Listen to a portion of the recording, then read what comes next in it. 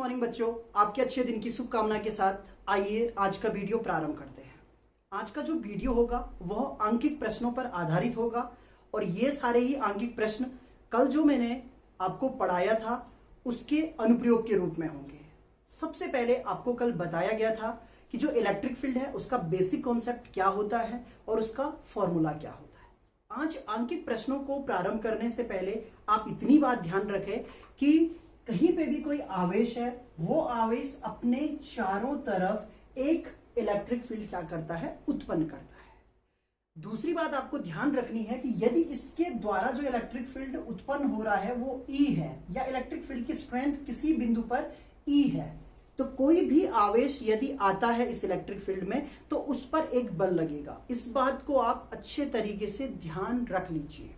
मैं कह रहा हूं कि कोई भी अन्य आवेश, क्योंकि कॉन्सेप्ट ही ये था, इस इलेक्ट्रिक फील्ड में आएगा, यानी कि इस आवेश के इलेक्ट्रिक फील्ड में आएगा तो उस पर एक बल लगेगा। उस बल का मान क्या होता है? उस बल का मान होता है F is equals to QE।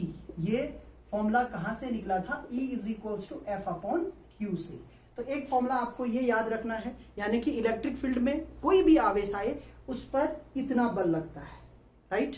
दूसरा फॉर्मूला आपको ये याद रखना है कि यदि कोई आवेश है, उस आवेश से r दूरी पर कोई बिंदु P है, तो उस P बिंदु पर जो इलेक्ट्रिक फील्ड का मान होता है वो 1 upon 4 pi epsilon not Q upon R square होता है। तो आज हम इन दोनों फॉर्मूलों के आधार पर न्यूमेरिकल क्वेश्चन लेने वाले हैं। न्यूमेरिकल क्वेश्चन इजी से टफ की तरफ चलेंगे। बहुत शानदार क्वेश्चन मैं यहाँ पे लेने वाला हूँ। लास्ट के जो क्वेश्चन होंगे वो लगभग IIT में जो पूछे गए हैं क्वेश्चन उस स्तर के होंगे। तो चलिए पहला प्रश्न ले लेते हैं। जो पहला प्रश्न है वो आपको स्क्रीन पे दिख रहा होगा, आप केयरफुली क्वेश्चन को पढ़ें। यहाँ पे मैं जो क्वेश्चन है उसे समझा देता हूं। सबसे पहले हमें यहाँ पे दिया गया है कि जो ड्यूट्रॉन है उसका मास है 3.2 into 10 to the power -27 kg और कहा गया है जब आप क्वेश्चन को सॉल्व करें तो जी का जो मान हमें लेना है वो 10 मीटर पर सेकेंड स्क्वायर लेना है। अब यहाँ पे क्वेश्चन में पूछा क्या गया है? क्वेश्चन में पूछा गया है कि एक इलेक्ट्रिक फील्ड है जो कि ड्यूट्रॉन को इक्विवेलेंट कंडीशन में रखता है, स्टेशनरी कंडीशन में रखता है, या हम ये कह सकते हैं साम्य अवस्था में रखता है, यानी कि बैलेंस करके रखा हुआ है एक इलेक्ट्रिक फील्ड ने, राइट। हम इस तरीके से भी कह सकते हैं कि ये ड्यूट्रॉन है, इलेक्ट्रिक फील्ड के कारण इस पे जो मास होगा इसका, यहाँ पे जैसे मास दिया है तो ये मास के कारण जो इसका वेट है mg वो डाउनवर्ड वर्क करेगा। यहां पर एक इलेक्ट्रिक फील्ड होगा E जो कि इसको क्या करेगा, कितना फोर्स देगा? QE फोर्स देगा, और ये QE फोर्स कहां होगा?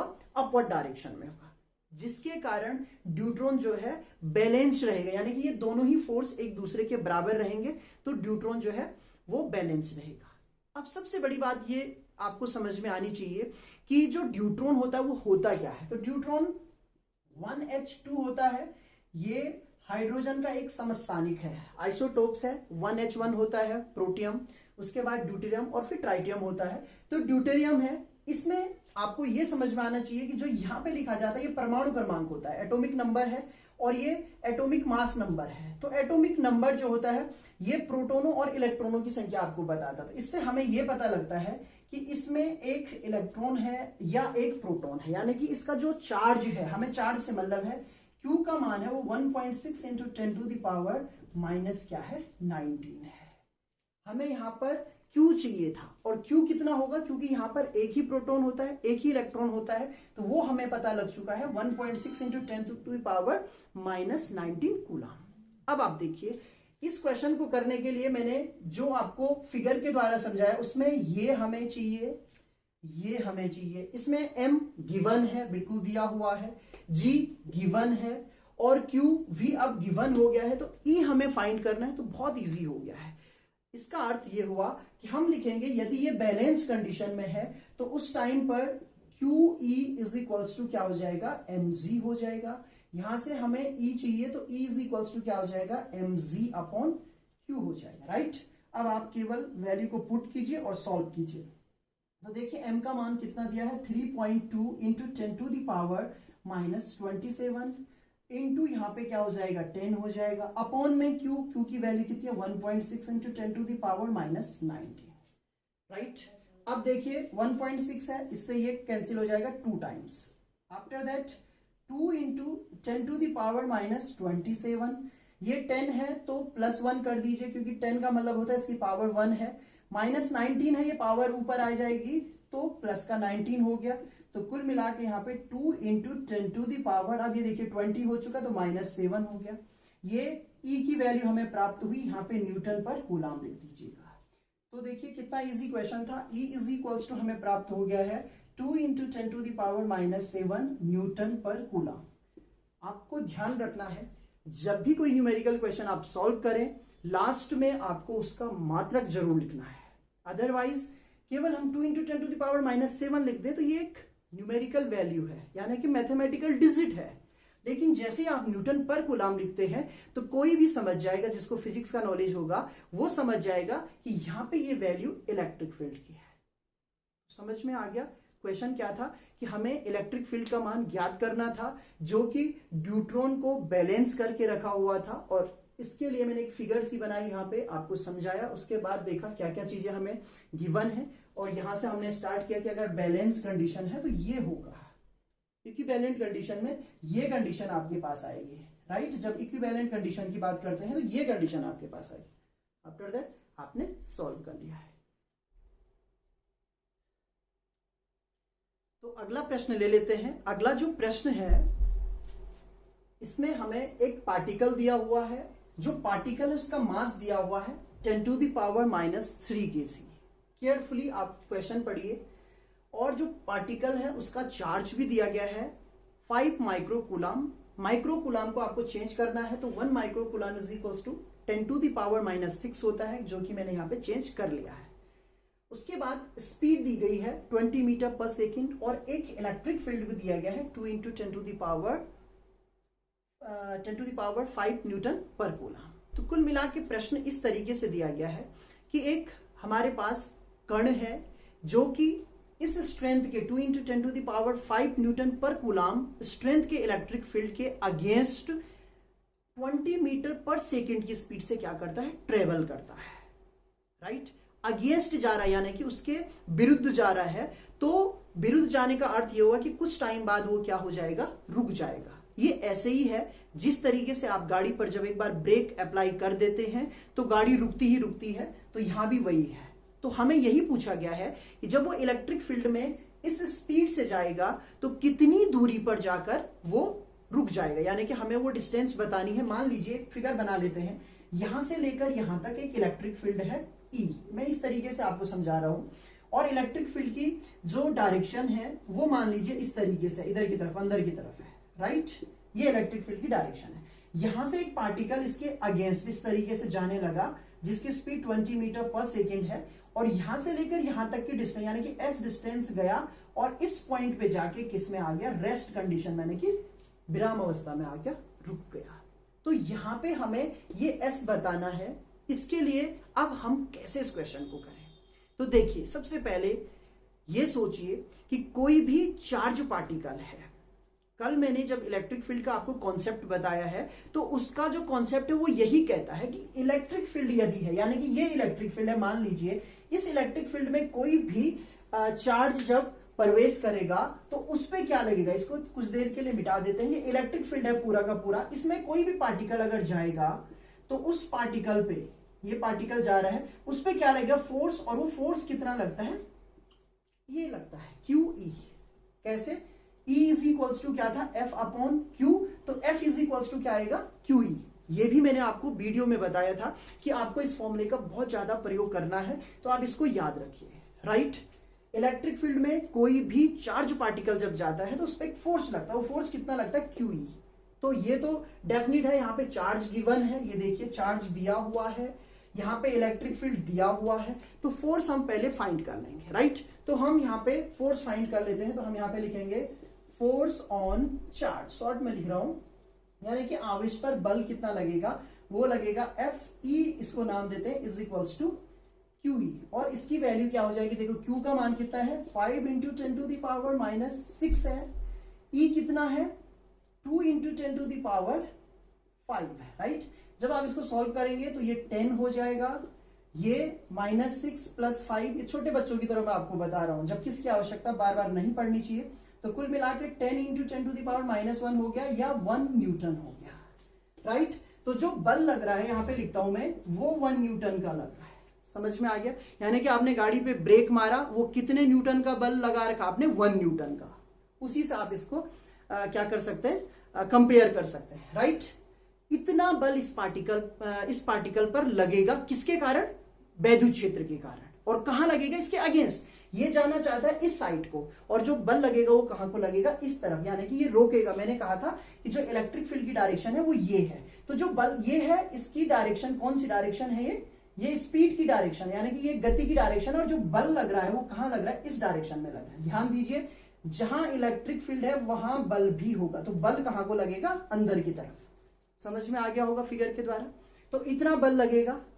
अब जब कोई भी पार्टिकल है उस पे जो बल लगता है, एक ही नियम तो आपने लगाना नहीं है। इसीलिए मैं कहता हूं आपको कि भौतिक विज्ञान का आपको अच्छे से नॉलेज होना चाहिए। भाई पार्टिकल है तो पार्टिकल में द्रव्यमान भी तो है, और यदि द्रव्यमान है तो न्यूटन का जो सेकंड लॉ है वो कहता है कि बल कुछ अलग ही लगेगा। तो मान लीजिए इसका जो एक्सेलरेशन है, इसको आप ध्यान रखिए वैल्यू को, जो एक्सेलरेशन है वो a है। लेट एक्सेलरेशन ऑफ पार्टिकल, यानी कि जो पार्टिकल है उसका त्वरण कितना है? a है। तो हमें पता है न्यूटन के नियम से F = क्या होता है? ma होता है। कड़ियां जोड़नी आनी चाहिए भाई। स्पीड है तो एक्सेलरेशन होगा ही होगा। एक्सेलरेशन है तो ये फॉर्मूला लगेगा ma। अब देखिए m दिया हुआ है, a हम फाइंड कर लेंगे, और जो F होगा वो F इतना ही तो न्यूटन लगेगा। बल कितना लग रहा है? बल तो यही लग रहा है ना। तो यहां पे ये 1 न्यूटन हो जाएगा, यानी कि a = हो जाएगा F/m, और F की वैल्यू है 1, और देखिए 10⁻³ आप इसको और सॉल्व करेंगे तो ये वैल्यू हमें प्राप्त होगी 10⁻³ और क्या हो जाएगी? मीटर/सेकंड², राइट। अब एक और चीज कही गई है कि जो एक्सेलरेशन है वो अगेंस्ट है, यानी कि इलेक्ट्रिक फील्ड, यानी कि ये जो रिटार्डेशन होगा, मंधन जिसे हम कहते हैं, तो ये मंधक का कार्य करेगा, यानी कि जो a का मान होगा इसको आप नेगेटिव में यूज कीजिए। ये आपको a प्राप्त हो चुका है, राइट। अभी तक कड़ियां जोड़नी आ गई होगी। एक पार्टिकल है, वो इलेक्ट्रिक फील्ड में जाता है, हम जानते हैं उस पर बल लगेगा, पहली कड़ी जुड़ी। बल लगेगा वो हमने ज्ञात किया। उसके बाद उसी बल का हम जानते हैं कि उसमें द्रव्यमान भी है, तो एक मैकेनिकल फोर्स भी लगेगा, यांत्रिक बल जिसको हम कहते हैं। इलेक्ट्रिक फोर्स और जो मैकेनिकल फोर्स वो दोनों बराबर होंगे। वहां से हमने त्वरण निकाल लिया ना, एक्सेलरेशन निकाल लिया है। अब कितनी स्पीड पे जाके वो कितनी डिस्टेंस पे जाके वो रुक जाएगा, इसके लिए क्या है, फिर से इसी फिगर पे आते हैं।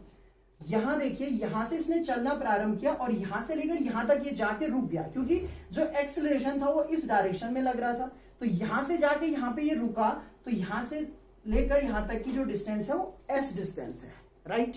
तो गति के जो समीकरण है वो इसीलिए पढ़े गए हैं। यहां पे हम गति के समीकरण का प्रयोग करेंगे, और जो समीकरण यहां पे प्रयोग किया जाएगा वो थर्ड इक्वेशन होगा, यानी कि थर्ड इक्वेशन ऑफ मोशन यहां पे हम प्रयोग करने वाले हैं, जो हमें बताता है v² = u² + 2as, right. v² यानी कि v अंतिम वेग। अंतिम वेग क्या होगा भाई? यहां पे जाके उसको रेस्ट में आना है, यानी कि v = क्या हो जाएगा? 0। प्रारंभिक वेग बिल्कुल दिया हुआ, ये u का ही मान है।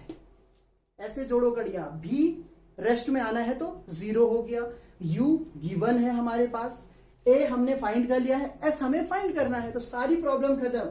यहां पे वैल्यू हो जाएगी 0², इसको इस साइड ले आओ, u² = 2as, राइट। फिर ये हो जाएगा 2as = -u², राइट। 2 × a का मान कितना है? यहां पे देखिए -10⁻³ ये मल्टीपल में है, इज इंटू s, और ये हो जाएगी वैल्यू आपके पास कितनी है? 20 देर की है, तो माइनस का हो जाएगा 20 × 20 लिख लो, या 20 का स्क्वायर। बात एक ही है, कैलकुलेशन इजी तरीके से आपको आना चाहिए, इसके लिए मैंने ये लिख दिया है। तो पूरी वैल्यू समझ में, यहां भी नेगेटिव है, यहां भी नेगेटिव है, नेगेटिव नेगेटिव कैंसिल हो गया। अब हमें क्या मिला? s = 20 × 20 अपॉन 2 × 10⁻³ 2 से एक 2 कैंसिल हो गया। अब ध्यान से देखिए कितना बच रहा है, यहां पे जो वैल्यू बच रही है s = हो जाएगा, देखिए एक 2 कैंसिल हो गया, यानी कि यहाँ पे 10 बचा, तो 10 और 20 कितना हुआ? ऐसे ही लिख लो, राइट, और 10 टू द पावर -3 हो जाएगा जब ये ऊपर जाएगा।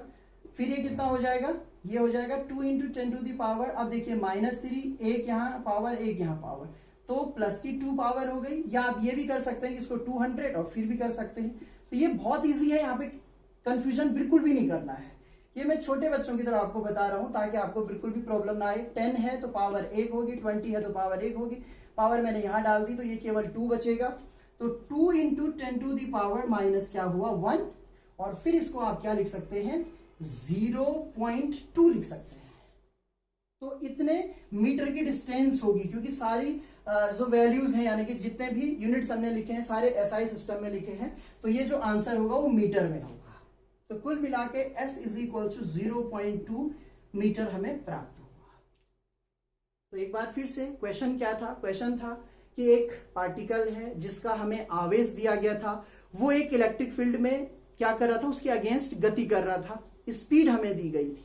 तो सबसे पहले हमने उस पर बल निकाला, उसी बल को हमने फिर यांत्रिक बल में ट्रांसफर किया, उसके बाद हमने एक्सेलरेशन निकाला, और एक्सेलरेशन के बाद हमने third equation of motion use किया। क्यों किया, क्योंकि अंतिम वेग क्या था 0 था, प्रारंभिक वेग दिया था, एक्सेलरेशन हमने ज्ञात कर लिया था, तो एस हमने इस तरीके से ज्ञात कर लिया। तो बहुत शानदार क्वेश्चन है, जरूर ट्राई करें, बहुत इजी तरीके से आपको आ जाएगा।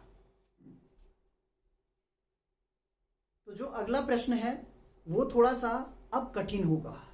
हालांकि कठिन कुछ भी नहीं होता है, लेकिन फिर भी आपके स्तर के हिसाब से थोड़ा सा इस प्रश्न में और कुछ चीजें पूछी गई है। तो जो प्रश्नों का स्तर है वो बहुत शानदार है, आप ध्यान से देखिए, आपको बहुत अच्छे तरीके से समझ में भी आ जाएगा। लेकिन आपको कड़ियां जोड़नी पड़ेंगी। कड़ियां कैसे जोड़ते हैं वो मैं आपको सिखा रहा हूं। तो सबसे पहले क्वेश्चन को आप केयरफुली पढ़ें। यहाँ पे जो प्रश्न दिया गया है उसमें लिखा गया है कि एक ऑयल की बूंद है, यानी कि एक तेल की बूंद है जिसमें 12 इलेक्ट्रॉन अधिक हैं। ठीक है, एक फिगर बना लेते हैं इसके लिए। मान लीजिए ये एक तेल की बूंद है और इसमें इस तरीके से यहां पर थोड़ा बड़ा बना लेते हैं, ये 1 2 3 4 5 6 7 8 9 10 11 और 12 इतने इलेक्ट्रॉन ज्यादा हैं, यानी कि प्रोटॉनों से कितने इलेक्ट्रॉन ज्यादा हैं 12 इलेक्ट्रॉन ज्यादा है। क्वांटाइजेशन प्रॉपर्टी जो मैंने बताई थी आपको कि जब इलेक्ट्रॉन की वैल्यू ज्यादा हो जाए या कम हो जाए तो वहां पे चार्ज क्या होता है, सबसे पहले बेसिक से स्टार्ट करना है। तो बताया था Q is equals to NE, ये भी आपको ध्यान रखना है। बहुत बेसिक फॉर्मूले हैं, मैं तभी कहता हूं कि यदि आपने जो बेसिक कॉन्सेप्ट है उनको अच्छे तरीके से समझा होगा, आपको सब चीज पता होगा, तो आपको बिल्कुल भी प्रॉब्लम नहीं होगी। राइट, मैंने एक फिगर बनाई, एक ऑयल ड्रॉप है यानी कि तेल की बूंद है और उसमें कितने इलेक्ट्रॉन ज्यादा है 12, मैंने दिखा भी दिया फिगर में। और फॉर्मूला क्या होता है, क्वांटाइजेशन जो प्रॉपर्टी है, क्वांटमीकरण कहता है कि Q इक्वल्स टू क्या होगा NE होगा। राइट, तो ये वैल्यू आपके पास आ गई, यानी कि जो आवेश है बूंद का वो हमें मिल चुका है। और कितना मिला है Q इक्वल्स टू NE। इसको चाहे तो आप और सॉल्व कर सकते हैं, N की वैल्यू 12 रख दीजिए और E की value 1.6 into 10 to the power -19 होती है। किसी को भी प्रॉब्लम नहीं होनी चाहिए, इतना कूना ये हमें Q मिल चुका है। राइट, आगे क्वेश्चन में क्या लिखा है, एक एक के कड़ियां जोड़ते जा रहा हूं। क्वेश्चन में लिखा है कि एक इलेक्ट्रिक फील्ड है जिसका मान दिया है 2.55 into 10 to the power 4 newton per coulomb. इसने इसको बैलेंस करके रखा हुआ है। तो फिर से क्वेश्चन वही आ गया कि भाई इसका जो द्रव्यमान होगा वो इस पे एक बल लगाएगा नीचे की तरफ, जिसको हम गुरुत्वाकर्षण बल कहते हैं, और ये नीचे की तरफ लगेगा और ड्रॉप बैलेंस कंडीशन में है। तो ये अब आप कहेंगे ऐसा ही क्वेश्चन थोड़ा देर पहले किया था, बिल्कुल किया था, वही प्रश्न है, बस थोड़ा सा मैं कह रहा हूं ना कि एडवांस्ड है, थोड़ा सा कुछ और पूछा गया है। तो यहां पे जो इलेक्ट्रिक फोर्स होगा वो कितना लगता है QE, वो अपवर्ड डायरेक्शन में लगेगा और ये डाउनवर्ड डायरेक्शन में। ये दोनों एक दूसरे को काउंटर करेंगे, बैलेंस कर लेंगे, यानी कि ये बराबर होने चाहिए। यही कंडीशन आपके पास पहली है। तो QE और mg हमें ज्ञात करने के लिए क्या क्या दिया है देख लेते हैं। Q हमने ज्ञात कर लिया है, E यहां पर गिवन है, M यहां पे नहीं दिया हुआ है, द्रव्यमान नहीं दिया हुआ है, G यहां पे दिया हुआ कहा है 9.81 और मीटर पर सेकेंड स्क्वायर आपको इसको लेना है। यहां पे एक नई चीज दी है, डेंसिटी ऑफ ऑयल ड्रॉप। जो ऑयल ड्रॉप है उसका घनत्व दिया गया है। अब घनत्व दिया गया है तो भाई द्रव्यमान और घनत्व का कोई संबंध है, सबसे पहले इसी को ढूंढ लें। द्रव्यमान और घनत्व का कोई संबंध है? बिल्कुल संबंध है, वही आपको सबसे पहले समझ में आना चाहिए। देखिए m इक्वल्स टू होता है v इंटू डी, ये फॉर्मूला लिखा मैंने, यानी कि द्रव्यमान बराबर होता है आयतन गुणा गया घनत्व। मैं कह रहा हूं आप इसको नोट कर लीजिए, वैसे बहुत बेसिक फॉर्मूला, 9th क्लास में हम इसको पढ़ लेते हैं। द्रव्यमान बराबर आयतन गुणा गया घनत्व, mass is equals to volume into density, right. अब देखिए फिर वॉल्यूम भी नहीं दिया हुआ है, केवल डेंसिटी दी है, तो वॉल्यूम हम जानते हैं। ऑयल ड्रॉप जो है उसको हम एक गोला मान लेंगे, गोला, और गोले का जो आयतन होता है 4/3 पाई आर क्यूब होता है। ये गोले का आयतन का फॉर्मूला है, ये भी हमने 9th स्टैंडर्ड में पढ़ रखा होगा। तो ये वैल्यू हो गई, और इनटू क्या हो गया, डेंसिटी। अब देखिए डेंसिटी गिवन है, बिल्कुल गिवन है। आर ही तो हमें याद करना है, रेडियस ऑफ द ड्रॉप हमें निकालना ही क्या था, उसकी रेडियस निकालनी है। तो समझ में आ गया, समझना इतना ही था आपको, इन दोनों को बैलेंस रखना, यही फॉर्मूला है। लेकिन इस फॉर्मूले में m नहीं दिया हुआ था, m नहीं दिया हुआ था, तो m को कैसे ज्ञात करें, इसके लिए मैंने आपको ये तरीका बताया, और इसी में हमें पता लगा कि यहां पर रेडियस आएगी, और वो रेडियस ही हमें क्या करनी है, ज्ञात करनी है। तो अब प्रश्न में दी हुई सारी चीजें हमें पता लग चुकी हैं, हमें ज्ञात क्या करना है वो भी पता लग चुका है। तो अब हमें केवल इनको एक दूसरे के बराबर रखना है, क्योंकि यही कंडीशन है, इसीलिए फिगर बनाई गई कि भाई यहां पे जो गुरुत्वीय बल लग रहा है उसे कौन बैलेंस कर रहा है, उसको इलेक्ट्रिक फोर्स जो है बैलेंस कर रहा है। तो इन दोनों को बराबर रखते हैं, यानी कि हमारे पास फॉर्मूला होगा QE is equals to mg, right. और इसको फिर आगे हम सॉल्व करेंगे, तो m की वैल्यू भी रख लेते हैं। m की वैल्यू मैंने क्या लिखी, 4/3 pi R cube into D into G, और राइट यहां पे फिलहाल QE लिखते हैं। अब सारी वैल्यूज रख दीजिए, जो आपको फाइंड करना है वो है r। तो Q की वैल्यू कितनी है, 12 into 1.6 into 10 to the power minus 19 into E की वैल्यू कितनी है, वो है 2.55 into 10 to the power 4, right, is equals to 4/3 pi की वैल्यू यहाँ पे 3.14 रख दीजिए, इंटू यहाँ पे देखिए r आपको फाइंड करना है, तो r क्यूब ही रखिए, d गिवन है। अब d पे भी थोड़ा सा डिस्कस करेंगे, इसकी इतनी आवश्यकता नहीं है आपको, तो d पे थोड़ा सा डिस्कस करते हैं। d यहां पर जो वैल्यू दी गई हमें, वो दी गई है किसमें, g, यानी कि ग्राम पर सेंटीमीटर क्यूब में दी गई। हमें इसको SI सिस्टम में चेंज करना है, तो कैसे चेंज करेंगे, यहां देखिए 1.26 इंटू ग्राम, यानी कि 10 to the power minus 3 kg होता है। ध्यान से देखिए, आपने यहां पे ग्राम को लिखा 10 to the power minus 3 kg upon, फिर क्या है सेंटीमीटर, तो मीटर में चेंज करना -2, और ये मीटर बन जाएगा, इसका कर दीजिए होल क्यूब, राइट। आप केवल सेंटीमीटर की वैल्यू रखिए, 1 सेंटीमीटर इज इक्वल टू होता है 10 टू द पावर -2 मीटर, और बाहर से क्या कर दीजिए क्यूब। यहाँ पे तो अकेले था, तो यहाँ पे कुछ करने की आवश्यकता नहीं है। अब आप इनको सॉल्व कीजिए, देखिए 1.26 इंटू 10 टू द पावर -3 यहाँ हुआ, अपॉन में देखिए 10 टू द पावर -6 हो जाएगा, यहां बचेगा केजी, यहां बचेगा मीटर क्यूब। अब इसको और सॉल्व कीजिए, तो 1.26 इंटू 10 टू द पावर, ये माइनस ऊपर जाएगा तो प्लस हो जाएगा, यानी 10 टू द पावर क्या हो जाएगा, सीधे लिख लेते हैं, ये माइनस का है प्लस का है, तो 3 बचेगा, और केजी पर मीटर क्यूब। तो जिन लोगों को ये ग्राम पर सेंटीमीटर क्यूब से चेंज करना नहीं आता है, वो भी मैंने यहाँ पे बता दिया है।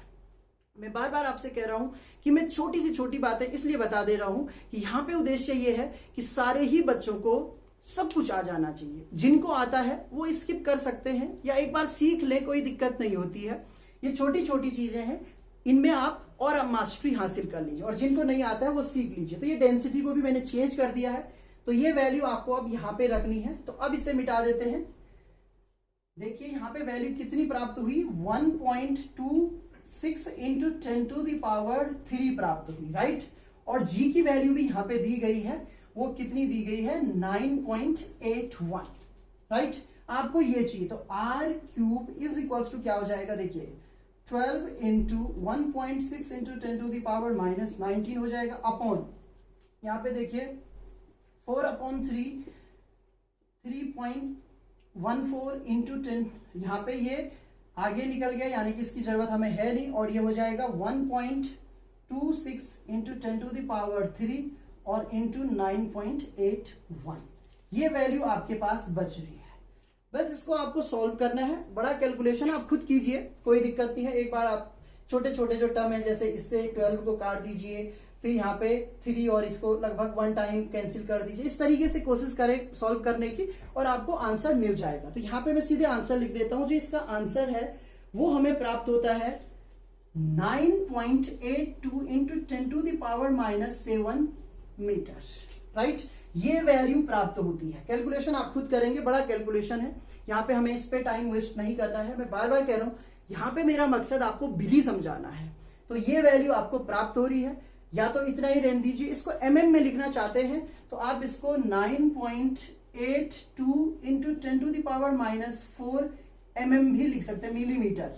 ये और छोटी वैल्यू हमने कर दी, 10⁻⁻7 है, आपने इसको 10⁻⁻ क्या लिख दिया 4, तो ये किस में आ जाएगी, mm में आ जाएगी।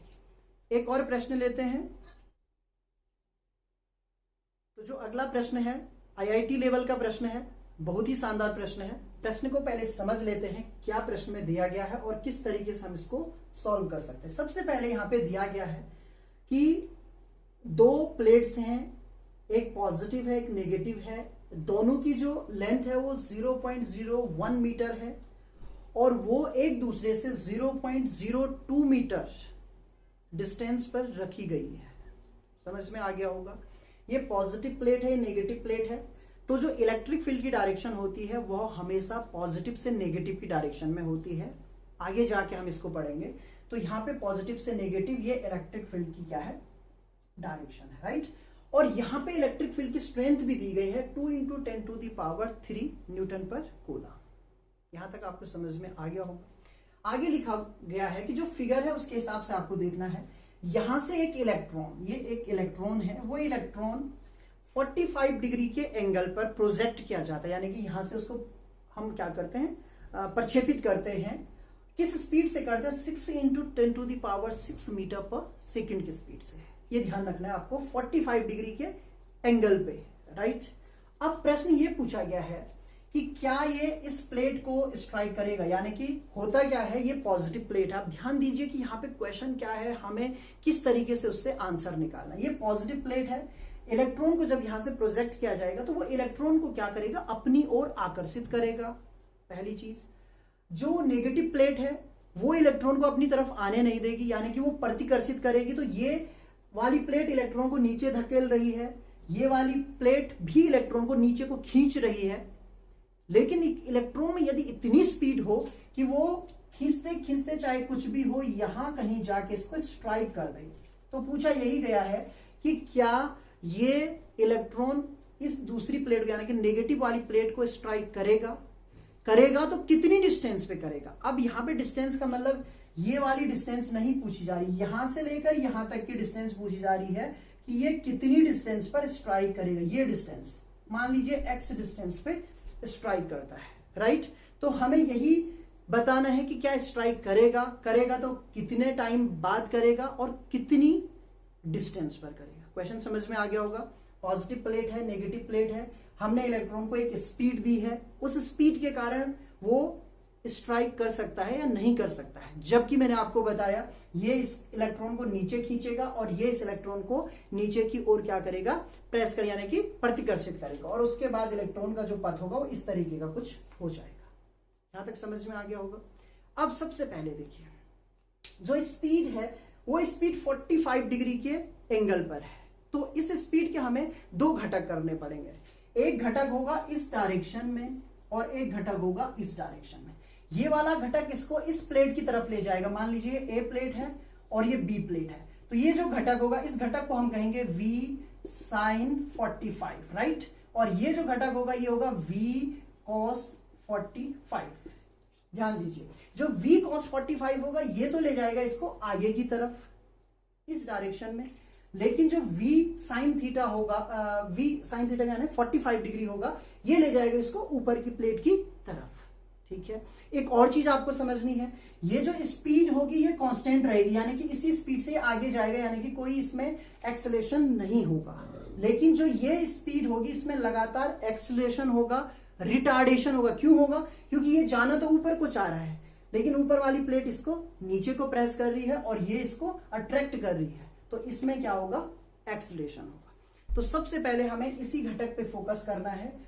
तो ये घटक कितना होगा? मान लीजिए मानना क्या है, यहाँ पे स्पीड आपको ऑलरेडी दी हुई है, तो हम इसको से सॉल्व करेंगे। v की वैल्यू है 6 into 10 to the power 6 into sine 45, right. तो 6 into 10 to the power 6 into ये कितनी वैल्यू होती है? ये होती है 1/√2, और जब आप इसको सॉल्व करेंगे तो ये वैल्यू आपको 4.24 into 10 to the power 6 metre per second प्राप्त होगी। अब ध्यान दीजिए, जो cos 45 है उसकी वैल्यू भी 1/√2 होती है, sin 45 की वैल्यू भी 1/√2 होती है, तो ये वैल्यू भी हमें 4.24 into 10 to the power 6 metre per second ही प्राप्त होगी। यानी कि इतनी स्पीड से ये क्षैतिज डायरेक्शन में जाएगा, इतनी ही स्पीड से ये कहां जाएगा? वर्टिकल डायरेक्शन में जाएगा। यहां तक आपको समझ में आ गया होगा। अब आगे बढ़ते हैं। आगे क्या होगा?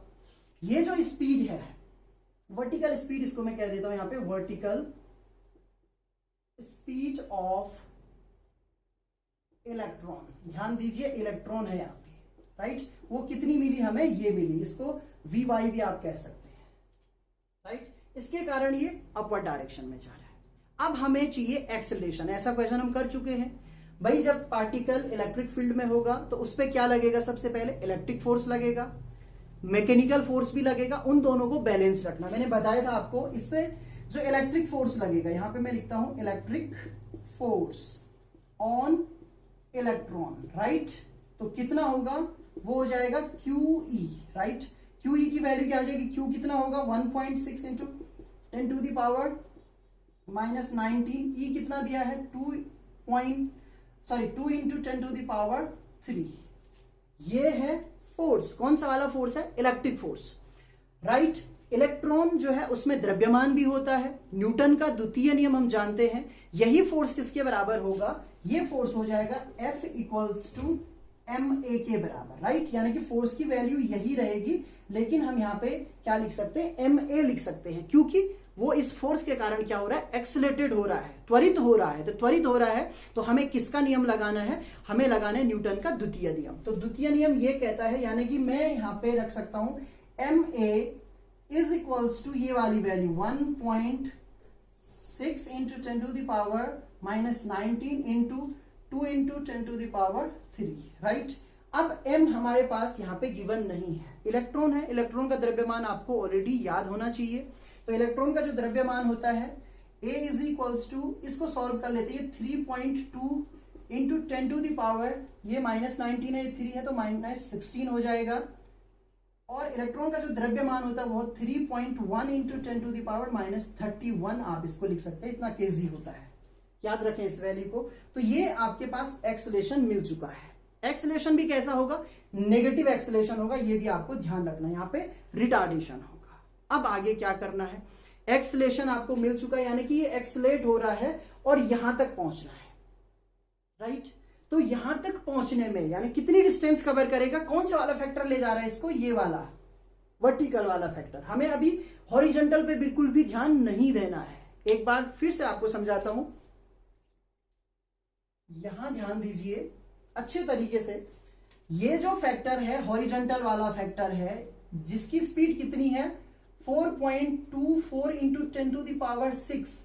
ये इसको स्ट्राइक करने का मतलब क्या हुआ? कितनी डिस्टेंस तक ले जाएगा? 0.02 मीटर डिस्टेंस तक ले जाएगा, तभी तो स्ट्राइक करेगा। और किस फैक्टर के, आप ये भी ध्यान रखें, इसको हम इंक्लूड नहीं कर रहे भाई। क्यों करेंगे? ये इसको कहां ले जाएगा?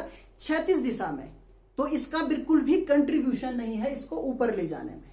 तो यहां पे जो फैक्टर ले जा रहा है वो 4.24 इंटू 10 टू द पावर 6 ले जा रहा है। और कितनी डिस्टेंस तक ले जाना है? स्ट्राइक करने का मतलब तो वही हुआ। टकराएगा कब? जब कम से कम कितनी डिस्टेंस दे चुका होगा? 0.02 मीटर। तो ऐसे है ये, यानी कि ये डिस्टेंस है। अब मान लीजिए इस डिस्टेंस तक जाने में t टाइम लगता है, क्योंकि ये यहां से डायरेक्ट नहीं जाएगा। मैंने अभी आपको पाथ बताया था। इस तरीके से जो प्रक्षेप्य का पथ होता है, पैराबोलिक पाथ, उस पर ये जाएगा। तो यहां पर मान लीजिए t टाइम लगता है। कितना टाइम लगता है? T time. तो आगे हमें वही सॉल्व करना। आप इस वैल्यू को याद रखें, इस वैल्यू की हमें आवश्यकता पड़ेगी, ए वाली जो वैल्यू मैंने यहाँ पे लिखी हुई है। अब ध्यान दीजिए, बोर्ड छोटा है, यहीं पे हमें सॉल्व करना है।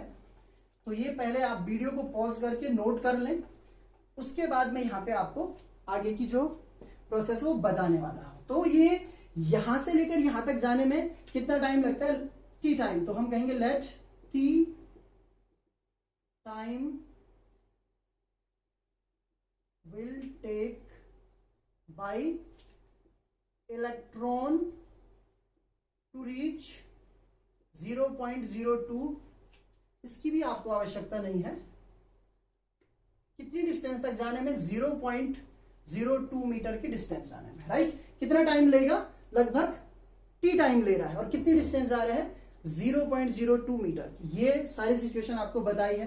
तो यहां पे आप गति का द्वितीय समीकरण यूज कीजिए, जो कहता है S is equals to UT plus half AT square. ध्यान से समझिए, हमने एक्सलेशन फाइंड कर लिया है।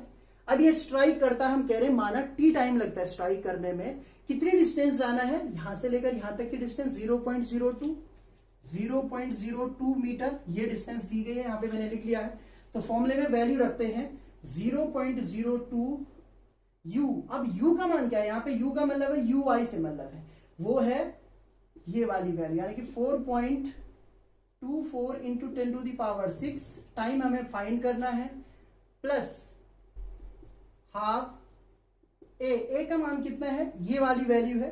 तो यहां पे हो जाएगा 3.2 into 10 to the power -16 upon 3.1 into 10 to the power -31। ये वैल्यू आपके पास आई ए की, और यहां पे कर दीजिए आप टी स्क्वायर, राइट। तो यहां भी आपको पता लग चुका है, इसे भी अब मिटा देते हैं। फिगर आपके दिमाग में ऑलरेडी छप चुकी है, तो कोई दिक्कत नहीं है। ये वैल्यू आपको प्राप्त हो रही है, राइट। इसको आप चाहें तो सॉल्व कर ले, लगभग ये 3.1 है, ये 3.2 है, तो इसको वन टाइम आप सॉल्व कर ले, कोई दिक्कत नहीं है। थोड़ा सा आंसर आपका ऊपर नीचे हो जाएगा, लगभग ये एक बार ही इसमें जाएगा, 3.1 और 3.2। तो वन टाइम कर लीजिए और इसको सॉल्व कर लीजिए। तो जब आप इसको सॉल्व करेंगे, यहां से आपको टी की वैल्यू प्राप्त करनी है। तो जो टी की वैल्यू है, मैं ऑलरेडी यहाँ पे वैल्यू लिख देता हूं, वो प्राप्त हो रही है 6.4 into 10 to the power -9 nano second में प्राप्त हो रही है। ये वैल्यू हमें प्राप्त होगी। आप कैलकुलेशन खुद कर लें, जैसे मैंने थोड़ा हिंट दे दिया आपको। इसको आप वन टाइम कर लें और उसके बाद इसको पूरा सॉल्व करें। तो ये वैल्यू हमें प्राप्त होगी लगभग 6.4 into 10 to the power -9 second. यहां तक समझ में आ गया होगा।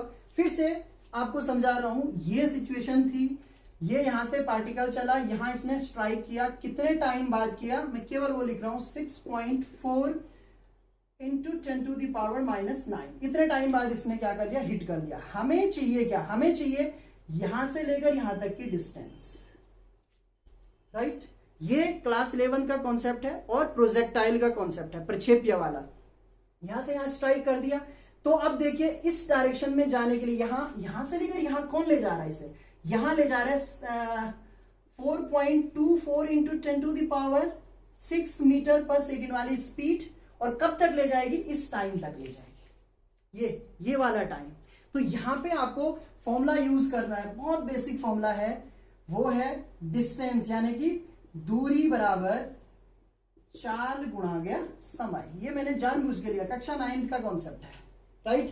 दूरी x है, स्पीड कितनी है 4.24 इंटू 10 टू द पावर 6 है, और टाइम कितना है into 6.4 into 10 to the power -9। देखिए कड़ियां कैसे जोड़ी जाती हैं। क्वेश्चन हमें बहुत टफ लग रहा था, हमने बहुत इजी तरीके से उसकी कड़ियां जोड़ दी। सबसे पहले हमने उस पे कौन सा फोर्स निकाला, इलेक्ट्रिक फोर्स निकाला। वहां से फिर हमने क्या किया, एक्सीलरेशन फाइंड किया। एक्सीलरेशन जब फाइंड कर लिया तो फिर हमने वो टाइम फाइंड किया जो यहां से लेकर यहां तक जाने में लगेगा, ये वाला टाइम, ये स्ट्राइक करेगा यहां, इसके लिए हमें ये डिस्टेंस दी गई थी। अब हमें ये भी पूछा गया है कि यहां से लेकर यहां तक की डिस्टेंस कितनी होगी, तो वो डिस्टेंस ही हम फाइंड कर रहे हैं। इसे आपको केवल अब सॉल्व करना है। तो जब आप इसको सॉल्व करेंगे, ये 4.2 into 6.4 into 10 to the power, देखिए 6 है, ये 9 है, तो माइनस का 3 हो जाएगा। x इज इक्वल्स टू, जब आप इसको सॉल्व करेंगे तो ये वैल्यू आपको प्राप्त हो रही है 2.71 इंटू 10 टू द पावर -2,